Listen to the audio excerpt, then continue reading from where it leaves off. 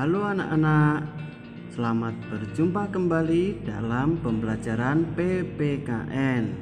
Kali ini kita akan belajar tema 3 subtema 2. Kita akan belajar tentang tolong menolong dan gotong royong. Pertama, apa sih itu tolong menolong? Tolong menolong adalah sikap saling membantu antar sesama manusia. Nah, seperti kita tahu, manusia itu tidak dapat hidup sendiri tanpa bantuan orang lain. Coba kita renungkan, apapun yang kita butuhkan setiap hari, ini sangat bergantung kepada orang lain. Oleh karena itu, kita perlu menerapkan sikap tolong menolong.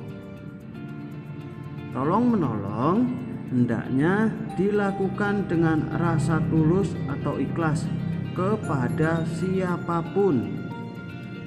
Tulus itu artinya kita tidak mengharapkan imbalan atau hadiah dari orang yang kita tolong. Nah, beberapa contoh sikap tolong menolong diantaranya yaitu membantu teman yang jatuh, kemudian memberi sumbangan kepada korban musibah. Misalnya teman kita ada yang sakit, ada yang terkena bencana, kita mengumpulkan sumbangan untuk teman-teman kita yang terkena musibah.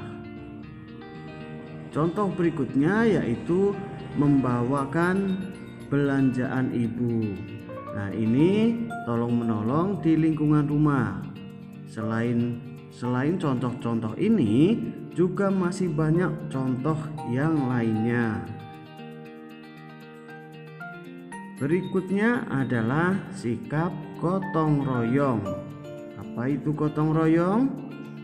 Gotong royong berarti mengerjakan sesuatu secara bersama-sama. Nah, berikut ini beberapa contoh sikap gotong royong. Yang pertama yaitu gotong royong mengatasi bencana.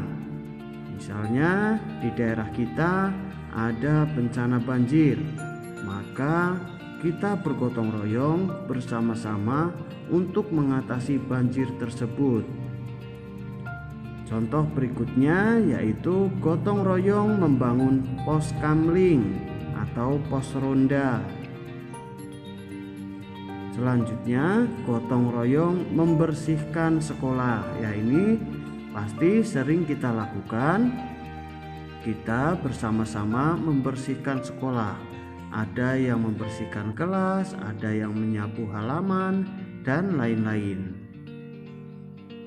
Contoh berikutnya adalah gotong royong menyiapkan makan malam di rumah.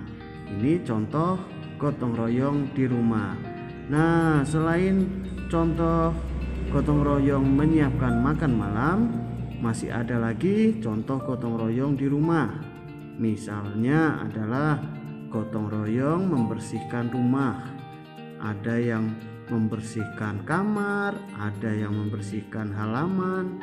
Nah, ini semua adalah beberapa contoh sikap gotong royong. Nah, selanjutnya sikap tolong menolong dan gotong royong ini memiliki manfaat. Beberapa contoh manfaatnya, yang pertama adalah meringankan beban orang lain. Misalnya teman kita ada yang sakit kemudian dirawat di rumah sakit, tentu membutuhkan biaya yang banyak. Nah, kalau kita saling tolong menolong dan bergotong royong memberikan sumbangan, tentu beban biaya rumah sakit akan semakin ringan. Kemudian manfaat yang kedua adalah mempererat persahabatan.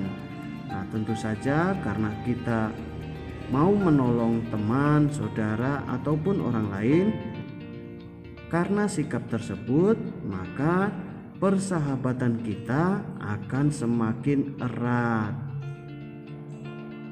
Manfaat yang ketiga yaitu menumbuhkan kerukunan antar sesama manusia.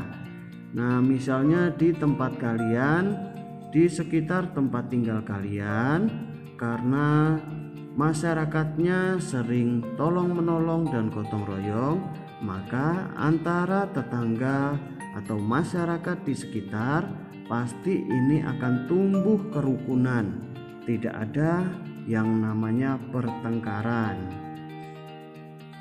Nah, manfaat berikutnya adalah pekerjaan menjadi lebih mudah dan cepat selesai. Nah, dengan tolong-menolong, gotong royong, misalnya kita ada pekerjaan yang susah jika dikerjakan sendiri.